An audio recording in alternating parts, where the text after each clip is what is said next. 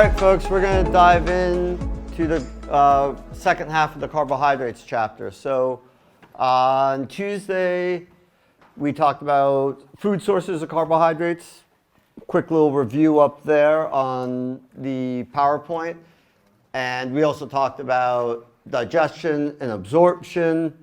We talked about some of the uses of carbohydrates in the body. The three major uses: we use carbohydrates for energy. We store some of that energy as glycogen, not a lot, but we store a little bit in the liver and the muscles.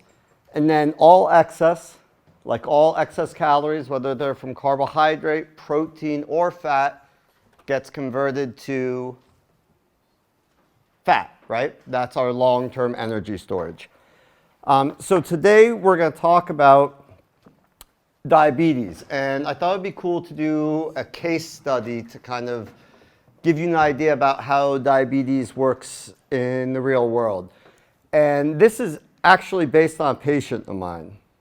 Of course, because of HIPAA laws, the health privacy laws, I changed his name. I like the name Oscar, so I picked Oscar. And that's not a photo of him, of course. That's a stock photo that looks kind of like Oscar, though. So those are a couple facts about Oscar. Oscar was a patient of mine, and diabetes is super, super common. I mean, how many people here know somebody who has diabetes? Raise a hand. I mean, yeah, it's most of the class, right?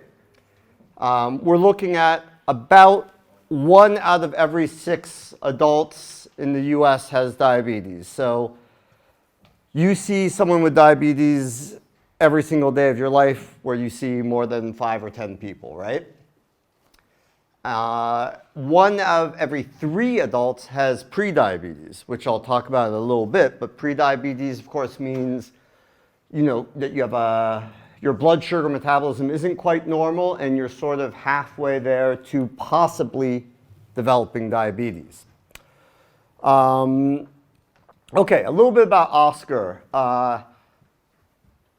I met Oscar in a health clinic, in the first health clinic I worked at after grad school, a place called La Clínica de la Raza in Oakland, California.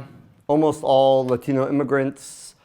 In Oscar's case, he wasn't a legal immigrant, so he didn't access healthcare services too much. He was a little bit nervous about the whole accessing healthcare thing. When he finally accessed healthcare, it was because he had a really bad wound on his foot that wasn't healing. And that's how I ended up seeing him, when right after, in the process of him getting diagnosed as a diabetic. It's one of the issues that happens when people don't get regular access to healthcare. Underlying health conditions can kind of fester and grow and become more serious over time. If he had had health care probably 5 or 10 years beforehand, someone would have told him, hey, your blood sugars are going up, you're pre-diabetic, you should do this, you should do that, here are some possible medications, and maybe he wouldn't have gotten to the point he got to. I'll talk a little bit about how we diagnose diabetes. There are a couple different techniques. One technique is there's a bunch of little sets of needles, and they vary in thickness. So they go from like super thin to pretty thick. And I would have a patient take off their shoes and socks, close their eyes, and I would start with a really faint needle, kind of like, prick their toe a little bit with it. Sometimes I wouldn't prick their toe, and I'd say, hey, do you feel anything, to kind of test them, and then move up in thickness. And if they lost a lot of feeling in their feet, that's one sign that they have possibly developed diabetes. I'll talk a little bit more about how that works in a minute, but essentially, when you have diabetes, you can develop neuropathy. And neuropathy means you start losing feelings in your extremities. The other way you can test for diabetes, there are different ways you can test blood sugar levels. So BG means fasting blood glucose. So that's when you haven't had any food in your system for at least like 8 or 10 hours or so. So what we do is we tell a patient to come in for typically a morning appointment and say, don't eat anything after like 10 at night and don't have anything for breakfast except for water, and we'll test your blood sugar when you come in. If you have a fasting blood sugar over 120 milligrams per deciliter, that's considered diabetes. If it's under 100, that's considered normal. And if it's between 100 and 125, that's considered pre-diabetic. That category of pre-diabetes is a relatively new category. When I first started out in healthcare like 17 or so years ago, first job out of grad school, that was a pretty new category. And basically the public health officials, doctors, dietitians got together and said, hey, when we tell people they don't have diabetes, but they should change their habits, they say, all they hear really is, I don't have diabetes, and then they don't change their habits. So psychologically, it was really useful to invent this new category saying pre-diabetes, and then people kind of pay attention because it sounds a little bit scarier than you don't have diabetes. It's a psychological nuance there, right? It's an important category. So when people hear health metrics, a lot of times it's kind of hard to picture what it means. Like, what does it mean to have a fasting blood glucose of 160 milligrams per deciliter, which was Oscar's blood glucose? So I want to break that down, what that metric actually means. So if you look at an average adult has about 5 liters of blood, somewhere between 4 to 5, depending on the size of the adult. These really like typical water bottles are about 1 liter. Some are slightly over 1 liter. Some are slightly less than 1 liter. But I got 5 of them right here. Can you guys see these? Should I put them up here? I don't know.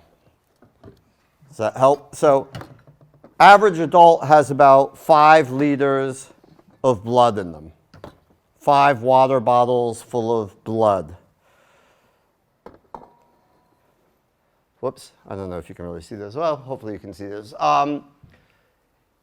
In a liter, there's 10 deciliters, right? So there's about 10 of these units that make up a full liter. If you think of normal fasting blood sugar as 80 milligrams of glucose per deciliter, you take that 80 milligrams of glucose per deciliter, you times it by 50 deciliters of blood, and you have 4,000 milligrams of glucose. So that means in all of this, in all of these 5 liters of blood, you have 4,000 milligrams of glucose in your whole body. So you have blood, and then you have a little bit of blood sugar flowing through that. You convert to grams by dividing by 1,000. So you have 4,000 divided by 1,000. That's 4 grams of sugar going through your blood at any given point. Does that sound like a lot of sugar or a little sugar? Like compared to dietary amounts of sugar? What do you guys think? It sounds like a lot? 4 grams? How much, like, does anyone have like a, I don't know, candy bar or snack or something with them? You have a sweet drink. Can I take a look at it? Okay, thanks. No judgment. Let's see. How much sugar? Oh, gosh, it's hard for me to. Can you read that? The amount of sugar in that? 60 grams of sugar. So that has 60 grams of sugar. You have 4 grams of sugar floating around your blood. Now think, does 4 grams sound like a lot of sugar floating around your blood compared to the amount in different beverages and foods? Not a lot, right? Maybe like an apple piece of fruit might be something like 15 grams of sugar. And to put like in a visual perspective, this is 4 grams of sugar. It would be 1 packet of sugar is 4 grams of sugar. So average fasting blood sugar means you have 1 packet of sugar flowing through the 5 liters of blood supply you have in your body. It's not that much sugar because the rest of it is stored as glycogen in our liver and muscles. And we don't store that much energy as carbohydrate because the rest is, in fat, in our fat tissue. Looking at like a regular classic meal. So we have there, like I tried to pick kind of a really typical meal that's not super healthy, not super unhealthy. That's a chicken sandwich with some veggies and some potato chips. I think that's a, fairly normal kind of lunch. Might be somewhere around 450, 500 calories, somewhere in there. The amount of carbohydrates is 60 grams, which would be really typical for a meal without a sweet drink, right? Because as we can see, you can have a lot of sugar in a sweet drink. And if any of you have sweet drinks, you could take a look at how much sugar is in there. Actually, that coincidentally, the amount of carbohydrates in that meal is the same as was in that energy drink that we looked at earlier, 60 grams. So we have about maybe 15, 20 grams of carbohydrate per slice of bread, and then we have another about 15 or so in the chips, and then maybe there's like another 5 grams of carbohydrate in the veggies. So if you eat that and you don't have diabetes, so you have a really typical normal blood sugar, you start at 80 milligrams per deciliter, you see that right there? You eat it, and then maybe an hour later, your blood sugar goes up to right about 140, right? And then over the next couple hours, it slowly goes down, and it kind of dips down below the 80. And that's one of the signals as your blood sugar drops a bit. That's a signal to eat again. That kind of makes you feel a little bit hungry, right? If you're diabetic, what happens is you start off, your fasting blood sugar is already at 140. So your fasting blood sugar is where someone who doesn't have diabetes peaks at. That's where you start at if you have diabetes. Then you have a normal lunch, not particularly, unhealthy or anything, typical lunch, well balanced. There's some protein, there's some veggies even in there. Your blood sugar goes way up to maybe 200 milligrams per deciliter, and it takes a whole lot longer to go back down. And it never goes back down to a healthy blood sugar. It goes back down to this elevated blood sugar of about 140 or so. So that's the difference between how someone without diabetes versus someone with diabetes handles a typical meal. Different foods cause different blood sugar responses. In this example, it's kind of dramatic because it's picking a super simple carbohydrate, white bread, versus one of the most complex carbohydrates, beans. Beans are a fantastic food because they have a lot of fiber and they have a lot of protein, so they digest pretty slowly and they give a really slow blood sugar response.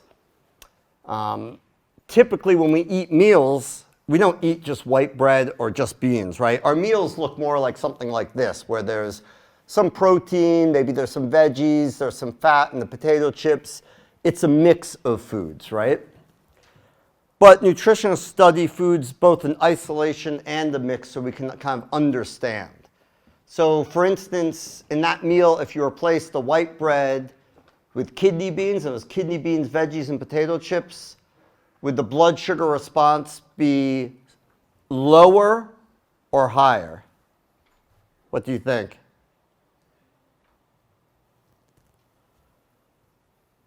Lower or higher? Yeah. Could I repeat the question? Sure, it's a complex question. So if you're looking at this meal, for instance, he has white bread there, right? So there's about 40 grams or so of carbohydrate coming from white bread. And I know this sounds like kind of a weird meal, but if you took out the white bread and you just put beans there, would that mean the blood sugar response would go less high, or would it go higher? Less high, right? Yeah, because it's a more complex carbohydrate. Okay, some symptoms of diabetes. So when you have diabetes, your blood sugar response is altered. Sometimes it can go too low, but generally it goes too high. And there are symptoms of both. So when it goes too low, you feel kind of sluggish. a little bit lightheaded. You can even have some really serious damage from it because you don't have enough sugar to literally feed the cells of your body. If your blood sugar goes too high, and this is the more common problem, we'll talk about a bunch of this, but it's really bad for the kidneys because the kidneys are a series of filters, and the filters get kind of glued up by the excess sugar. And it's bad for the nervous tissue and the entire cardiovascular system, which I'll show you here in a bit more graphically. First, we'll talk a little bit about the process of how diabetics end up with abnormal blood sugar. So what happens is if you eat an excessive diet over a long period of time and don't have enough activity, it doesn't necessarily have to be way too much carbohydrates, although that's classic. It could just be too much calories in general. Your body does one of two things. Either it can't produce enough insulin anymore because the pancreas kind of is a factory and it sort of wears out the factory of producing insulin, or the body doesn't respond to insulin normally. So I have this sort of metaphor here. Let's see if this works. Let me clear this out.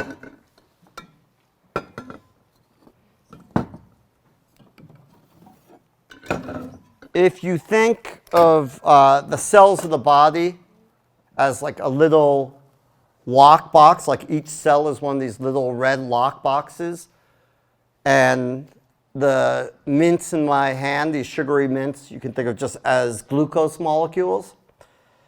Insulin, the hormone released by the pancreas, is like a key that opens up the lock of the cells, and then the blood glucose can go in and feed the cells. So if you're diabetic, you either are not producing enough of these insulin keys, or the kind of receptor of the keys no longer responds to the keys. That's insulin resistance. So then it can't really open up. But either way, you end up with too much sugar floating around your blood.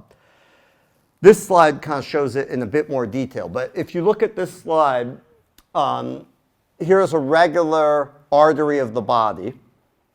You have a bunch of different things the artery is transporting, right? Red blood cells, different vitamins and minerals. But you also just have blood sugar. And the blood sugar is these little yellow sugar molecules. If you have normal blood glucose, you don't have a whole bunch of them. You have just a little bit of glucose floating around. If you have high blood sugar, you have a whole bunch of these little glucose molecules floating around. And the interesting thing about sugar is sugar on a physical level is sticky, right? Like if you spilled a sugary drink on the desk, it's kind of sticky, right? Sugar on the molecular level is also sticky. So what happens is the blood actually moves a little bit slower. It's a little bit thicker when it has a bunch of sugar in it. Same thing with fat, by the way. We'll talk about fat next week. But when you have a bunch of fat in your blood, it also slows down circulation. And that often goes together. People who are diabetic have elevated fat levels, have elevated sugar levels. All that makes for kind of slow, sticky blood. Slow, sticky blood means circulation is affected, and that's why you get neuropathy, because blood delivers oxygen and all the vitamins and minerals to every part of your body. It tries to go to the extremities, which are the hardest parts of the liver, so like fingertips, toes, feet, and anything above the heart, because the heart's working against gravity. So the brain, the eyes, everything above can be affected by diabetes. So, God, I had hundreds of diabetic patients over the years. So many amputations, because what happens is they do something like, oh, I don't know if I even told you, Oscar was a janitor, and how he damaged his foot was he stepped on a nail one day when he was working, And he didn't notice it till he got home that night and took off his shoes and socks, because he had lost a lot of feeling in his feet. So when you have neuropathy, you can't feel that stuff. And then he literally pulled a nail out, and he was kind of freaked out because he was like, I can't believe I worked for 8 hours and didn't feel this nail in my foot. And by that time, it was kind of a nasty wound. He cleaned it out. He tried to deal with it, but it never really healed. And diabetics have really slow wound healing because part of wound healing is having good circulation, because you have to bring the immune response to the infected area. Actually, I had another diabetic patient. This is even a grosser story. Well, I don't know, they're both pretty gross, but the other diabetic patient said that he was cooking one day and his wife yelled to him from like the living room and said, something's burning. And he said, nope, nope, nothing's burning. I'm looking at the food, everything's fine, nothing's burning. She said, no, no, something's burning. And he realized he was actually burning his finger while he was cooking, and he didn't know this because he had such bad neuropathy. So you can lose feeling. Has anyone heard B.B. King? You know who B.B. King is? Music people? Right, really famous blues guitar player. B.B. King was doing diabetes ads in like the 80s and 90s because he developed diabetes and he had neuropathy in his fingers, and he actually was at risk of like losing his career of playing guitar because of the neuropathy. But he got, took medication, got kind of under control, and was able to continue his career. Oh, and then I just want to show you one other kind of visual example here, but I know, Jocelyn, maybe you can hold these up and show folks. So one of these is blood, normal blood, and then kind of move them around slowly. All right, so this would be, which one's the normal blood and which one's the diabetes blood? Kind of, yeah. This is diabetes. Why do you say this one's diabetes? It's thicker, right? So it's moving slower, right? So I went up to a diabetic and just kind of vampired them and got some blood out of them. And this is a regular person's blood. It's flowing really cleanly. So the diabetic blood is hard to move around the body, and that's what causes a whole lot of these issues. Okay, so looking a little bit at, let me see what time is it. Okay, we're good.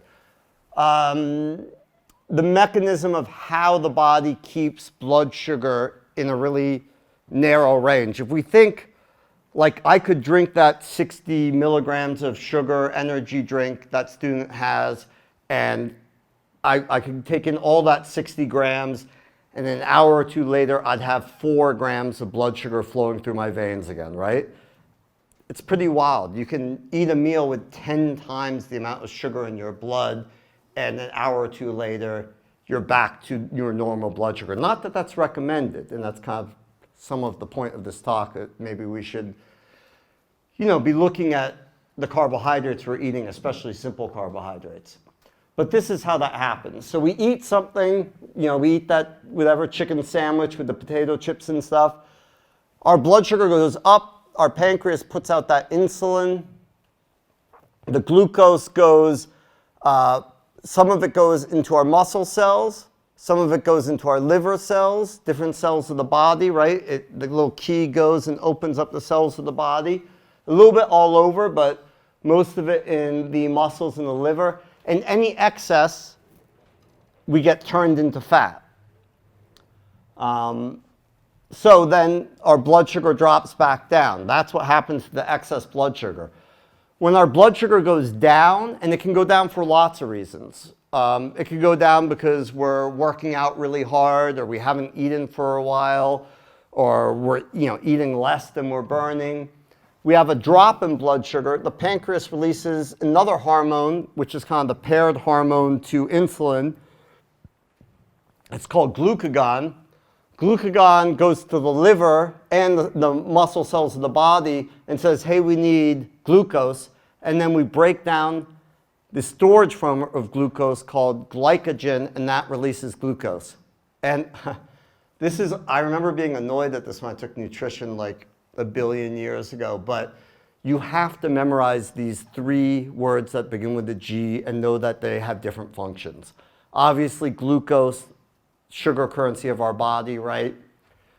Glucagon, the hormone that turns glycogen into glucose, and glycogen, the storage form of glucose. So 3 words that all sound pretty similar. You'll see them on quizzes and tests, and just try to have that memorized. This is the same thing in a different format. You'll see it when I post the PDF.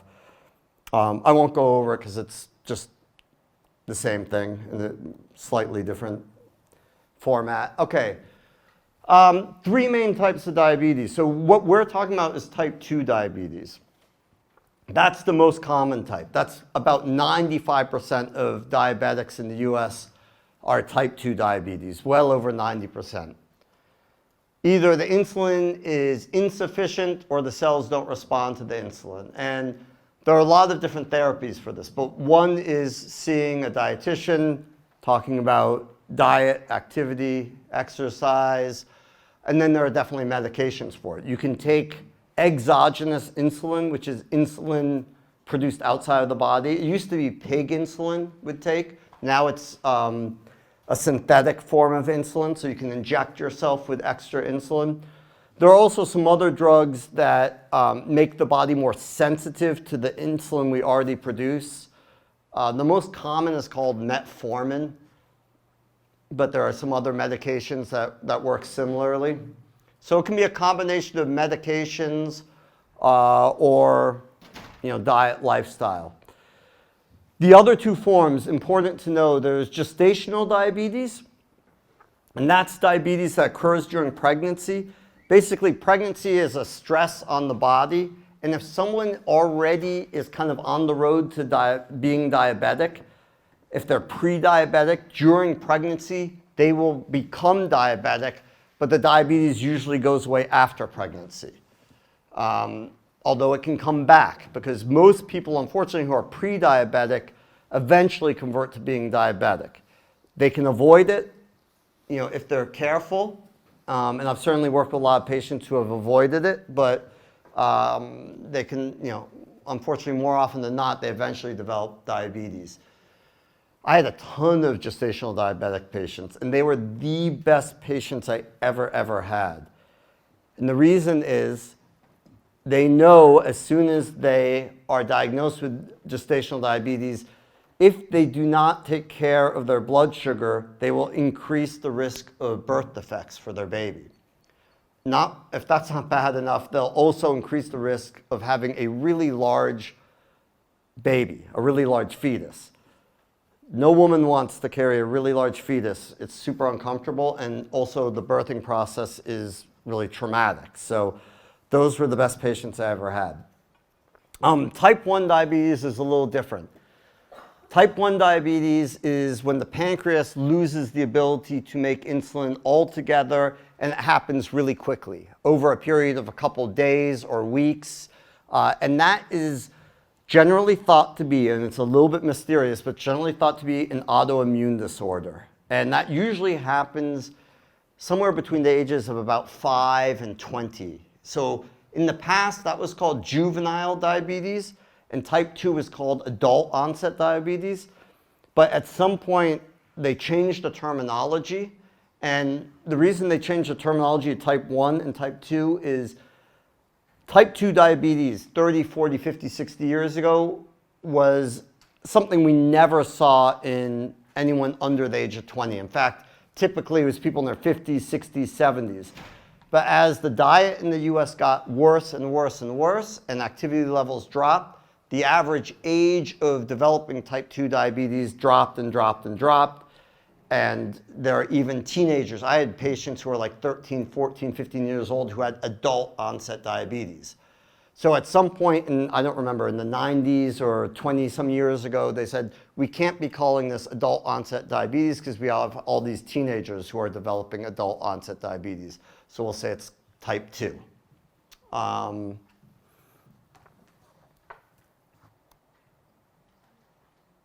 Okay, this just looks at some of the differences between type 1 and type 2. So you can see percentage of cases, Type 1's pretty rare because it's an autoimmune disorder. And public health researchers aren't dead sure why it happens. There's different theories, different ideas behind it. If you have type 1, though, you have to take exogenous insulin. So you have to take insulin outside the body. That's, folks who have that always carry an insulin injector with them, and they tend to monitor their blood sugar all the time. Nowadays, they have these 24/7 blood sugar monitors that help folks in those cases. And that is definitely in youth. Actually, here it says under 30, but typically it's under 20. Type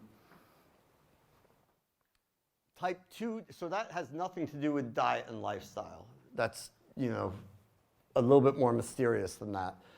Type 2 diabetes has everything to do with consuming more carbohydrates than your body can use, consuming more calories in general than your body can use.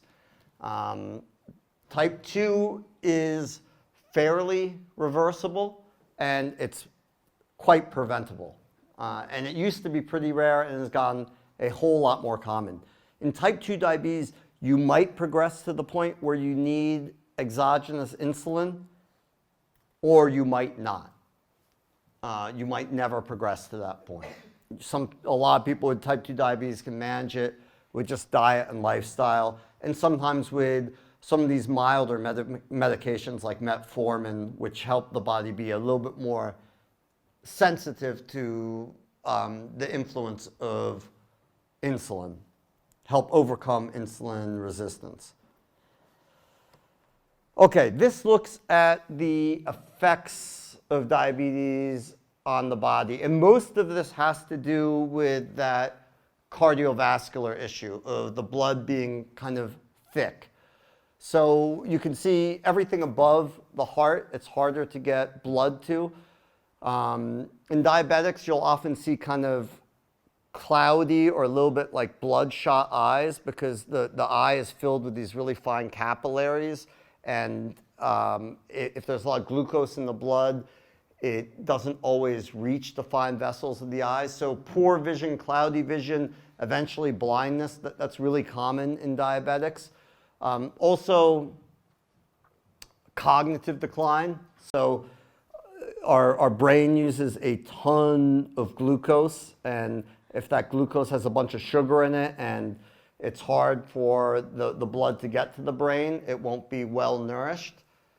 The effects, the cardiovascular effects, some of that's due to that kind of thick blood, and some of it's due to the fact that diabetes is also correlated with high fat levels in the diet and high fat levels in the blood, which we'll talk about next week, like triglycerides and LDL levels and those metrics. And then the rest, I talked about the kidneys, the filter in the kidneys gets kind of clogged up with glucose.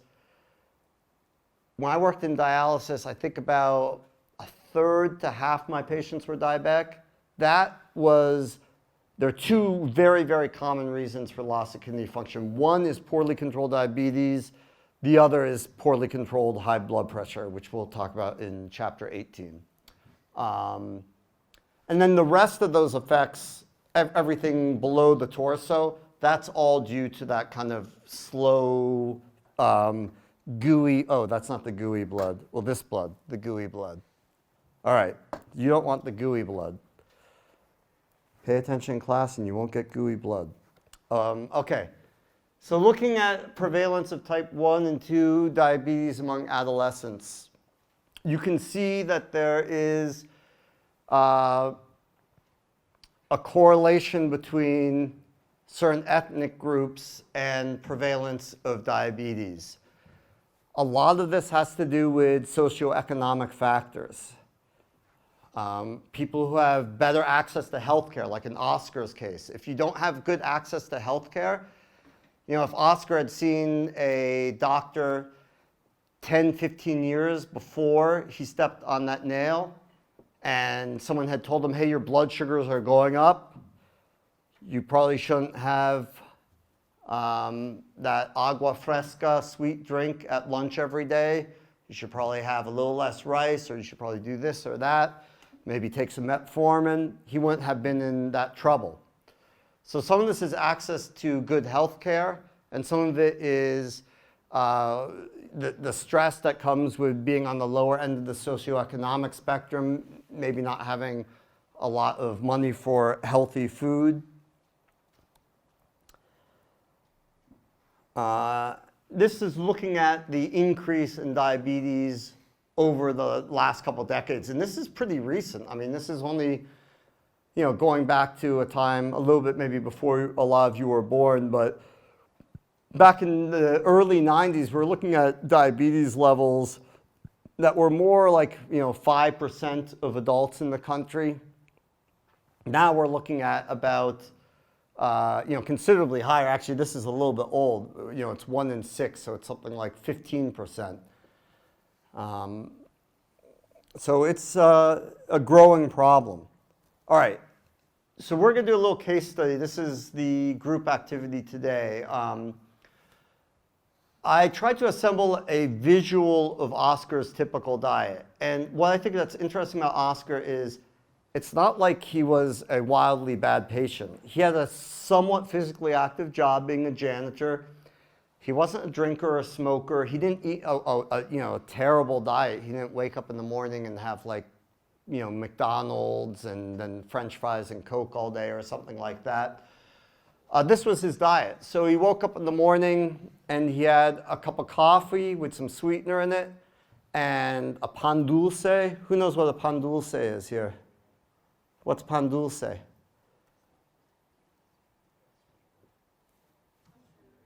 What's that? Pastry, sweetbread, right? Yeah. So it's kind of like going to Starbucks and getting a big muffin. It's like that's probably like 400 calories, 500 calories maybe. Like a muffin, you could consider it. Then at lunch, this was like a typical lunch of his. Go to Chipotle or something similar to Chipotle. He'd have a sweet drink like iced tea or Coca-Cola, and a burrito. The burrito, rice, chicken, beans, a little bit of veggies, just a typical Chipotle burrito.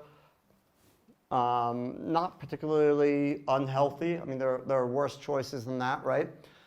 At some point in the afternoon, he'd have a snack, usually a piece of fruit like mango or something like that, and a protein bar, because he heard protein bars are kind of healthy. You should eat more protein, right? And then at night, he would usually have a really classic, more Mexican dinner, which would be quite a few tacos. Quite a few tacos. It looks like about like 6 or 7 tortillas, some meat, some avocado, onion, cilantro. Looks like about a cup of rice there, maybe a cup of beans and some cheese, and just drink water at night. So, not the best diet, a little bit off track, but if you repeat it over many, many years, you can end up with health issues. So what specifically would you do to help Oscar? So make a full day menu with your group. Breakfast, lunch, dinner, and a snack too. And try to be mindful of maybe what Oscar would like. You don't want to turn Oscar probably into, a raw vegan overnight or something, right? So what might be appropriate? So chew on that for the next 10 minutes, write your names, try to be as detailed as possible. Put portions, you can make substitutions, you can kind of use that diet as a base, and then we'll chat about it.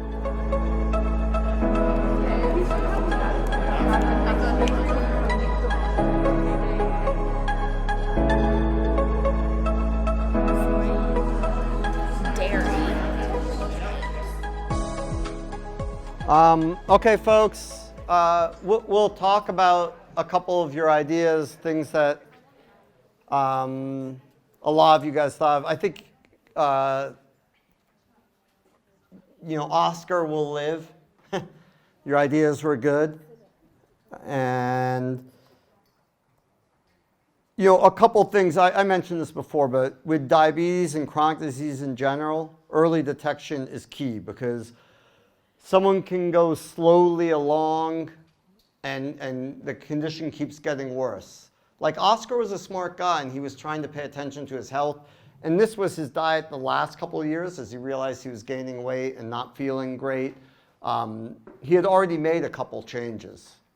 His diet used to be a little bit richer. It used to be like a candy bar instead of a protein bar. He used to drink more sweet drinks. Involving the family is really good. A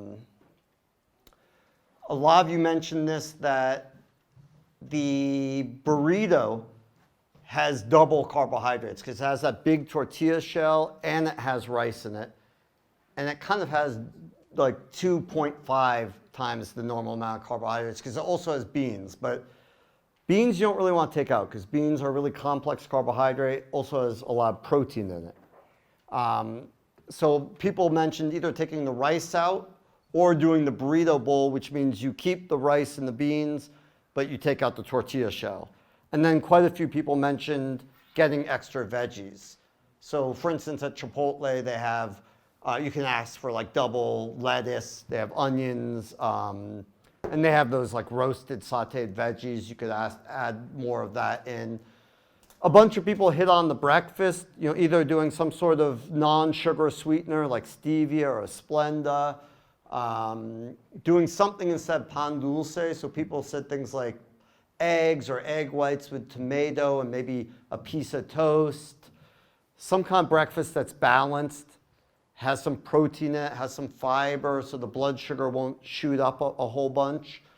Also, the good thing about having a bigger breakfast volume-wise is you tend to have less cravings in the evening. So I saw a lot with my patients that have like a really small breakfast volume-wise, and then at night they'd have like a huge plate of food. Seems to be kind of a connection between those two. And then people mentioned the drink at lunch, maybe get a Diet Coke or unsweetened iced tea or water. People talked about at dinner, that's too many tortillas. Again, that's a kind of issue of double, triple carbohydrate. So it's a lot of tortillas, a fair amount of rice, and you have the beans. So either getting rid of the rice or doing less tortillas. And again, maybe adding in some veggies. Because when you talk to people about making changes, you can't just pull out things because then they have a small volume of food. So maybe a side of roasted cauliflower or whatever veggies. In Oscar's case in particular, something I talked about with him, I got him on this kick of kind of Mexican pride in the food. Who here is from Mexico and knows what's on the flag of Mexico? What's on the flag of Mexico?